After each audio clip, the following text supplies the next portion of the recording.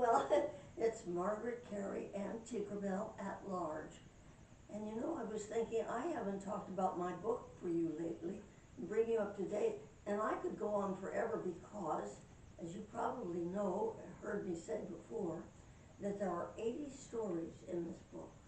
The longest one is 8 pages. The shortest one is 1 page. So you pick it up and put it down, and it has 161 different photographs. And I think you can see me as one of my favorites. That's when I started. I was 4.5 years old, and I went into show business, if you can imagine. And I've been in it, 92 years now, loving every minute of it. And another thing is, I thought you might like to know a little story about some person that I worked with there. And, oh, before I forget, you've got to see all the pictures that I have of Tinkerbell and me. That's me acting. Can you see it? I hope you can. Okay? And you can buy this on my website, tinkerbelltalks.com. Now the next one is great fun, because I had arguments with people about this lovely lady. This is Marilyn Monroe. And one of the times that when I was called out, we were doing a bathing suit layout. Ooh, you were talking to a very, very forward woman, me. But that my person said, go out there and do it. So we were at the Beverly Hills Hotel, and there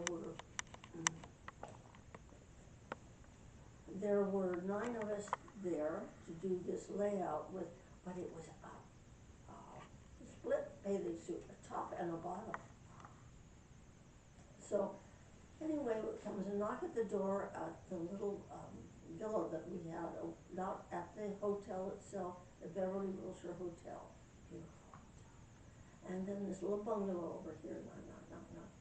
And there is a driver from Fox Studio with this darling little tiny lady, gorgeous. She took your breath away. She was so beautiful. And he says, I brought Marilyn. And she said, oh, I'm so sorry to be late. We said, Marilyn, don't worry about it. We're fine. We're go on in there and change into your clothes, into your bathing suit. Yes, those were the days that you didn't change in front of people. We had a schedule of when you could use the ladies' room. And so she said, okay. So she went in, and we thought, oh, she's gorgeous. She was not a big star at this point at all, but you knew that she had it. She was just, so she came out and she said, oh, I'm so glad to be here. She went like that. What's the matter, Marilyn? I was supposed to call somebody at the studio every 24 hours. And I didn't call that person. And we said, well, there's a phone right over there in the bungalow. You know, pick up the phone and dial the number.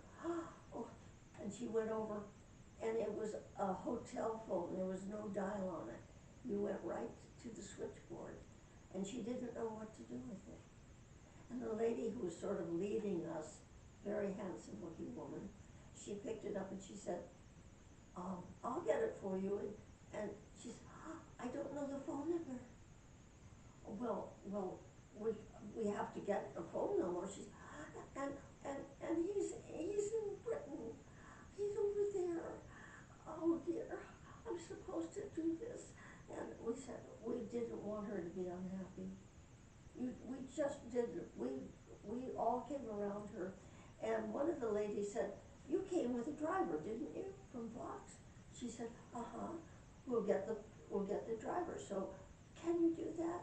So one of us called the operator, and the operator called the driver who was waiting for Marilyn.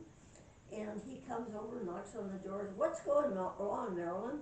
She said, I have to make a phone call. And she just said it like that. And he said, oh, I'll take care of it. Don't worry about it. I'll call over at the studio. Will you? And then she sat down, and everything was just, every once in a while she looked a little antsy, but everything was fine. She said, well, he's over in England. And I said, well, that's midnight over there. And she said, oh, that's right. I said, well, you couldn't have called him today anyhow. So we went outside and we got set around the swimming pool because that's where we're going to have our pictures taken for this magazine. And we waited, and finally it got hot, and I said, you don't mind if I put the umbrella up? It said Beverly Hills Hotel, because I'm very fair. She said, your skin is more fair than mine. I said, I think so.